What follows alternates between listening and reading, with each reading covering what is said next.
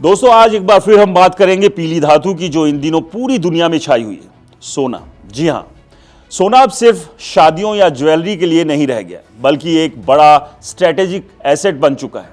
पूरी दुनिया के सेंट्रल बैंक इसे पागलों की तरह खरीद रहे हैं और इसी वजह से 2025 में सोने ने धमाकेदार रिटर्न दिए, करीब 60 से 70% तक की तेजी। कीमतें $4500 प्रति ऑन्स के पार पहुंच गई और भारत में 10 ग्राम सोना 1,37,000 के आसपास ट्रेड कर रहा है। लेकिन सवाल यह है कि आखिर यह सब हो क्यों रहा है?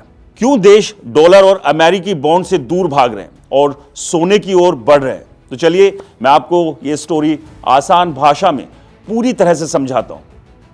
दोस्तों जरा सोचिए, दुनिया का पैसा पहले मुख्य रूप से अमेरिकी डॉलर और यूएस ट्रेजरी बॉन्ड में रखा जाता था। ये सबसे सुरक्षित माने जाते थे। लेकिन कुछ सालों में हालात बदल गए। जियोपॉलिटिकल टेंशन, रूस यूक्रेन वॉर, मिडिल ईस्ट के झगड़े और अब ट्रंप की नई पॉलिसी से टैरिफ और सैंक्शन का डर। कई देशों को लगता है कि डॉलर पर ज्यादा निर्भर रहना रिस्की है, क्योंकि अमेरिका कभी भी सैंक्शंस लगा सकता है और आपके डॉलर या बॉन्ड्स फ्रीज कर सकता है। लेकिन सोने पर किसी का कंट्रोल नहीं है, यह न्यूट्रल है, सबके लिए एक समान वैल्यू रखता है और कोई इस पर सैंक्शन नहीं लगा सकता।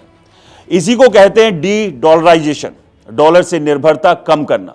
वर्ल्ड गोल्ड काउंसिल यानी WGC के ताजा डेटा के मुताबिक 2025 के अंत तक सेंट्रल बैंकों के पास सोने की कुल वैल्यू करीब $4 ट्रिलियन के आसपास पहुंच गई, जबकि विदेशी यूएस ट्रेजरी की होल्डिंग सिर्फ $3.9 ट्रिलियन के करीब 30 साल बाद पहली बार सोना दुनिया का सबसे बड़ा रिजर्व एसेट बन गया। 2025 में सेंट्रल बैंकों ने करीब 1000 टन सोना खरीदा और WGC के 2025 के सर्वे में 95% सेंट्रल बैंकों ने कहा कि वो आगे भी सोना खरीदेंगे।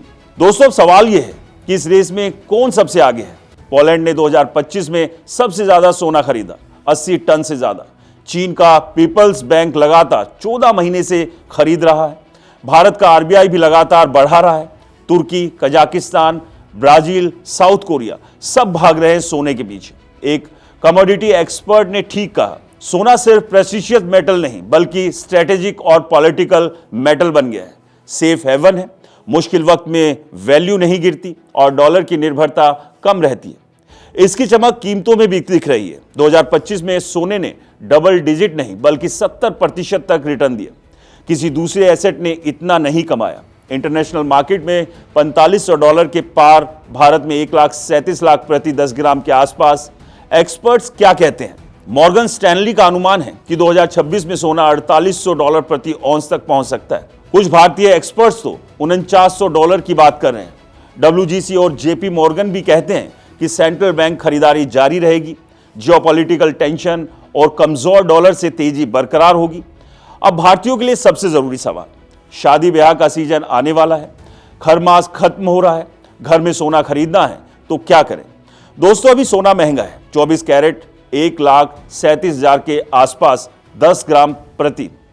लेकिन एक्सपर्ट्स कहते हैं कि बड़ी गिरावट नहीं आएगी, सिर्फ छोटी डिप्स। अगर जरूरत है, शादी या कोई फंक्शन, तो खरीद लीजिए, वरना इंतजार मत कीजिए, क्योंकि तेजी जारी रहने का अनुमान है। लंबे समय के लिए इन्वेस्टमेंट चाहते हैं तो गोल्ड ETF या गोल्ड फंड्स बेस्ट ऑप्शन है। आसान, सुरक्षित और पोर्टफोलियो में 10 से 15% सोना रखना स्मार्ट मूव हो सकता है। तो दोस्तों सोने की ये गोल्डन रैली 2026 में भी चमकती नजर आएगी। दुनिया बदल रही है और सोना उसे बदलाव का सबसे बड़ा हिस्सा बन रहा है। दोस्तों आप क्या सोचते हैं? सोना खरीदेंगे या अभी इंतजार करेंगे? हमें कमेंट्स में बताएं। और हाँ, इस वीडियो को ज़्यादा से ज़्यादा शेयर करें, लाइक करें और हमारे चैनल को सब्सक्राइब और फॉलो करना बिल्कुल ना भूलें। और हाँ दोस्तों, ये वीडियो सिर्फ जानकारी के लिए है, इन्वेस्टमेंट की सलाह के लिए नहीं।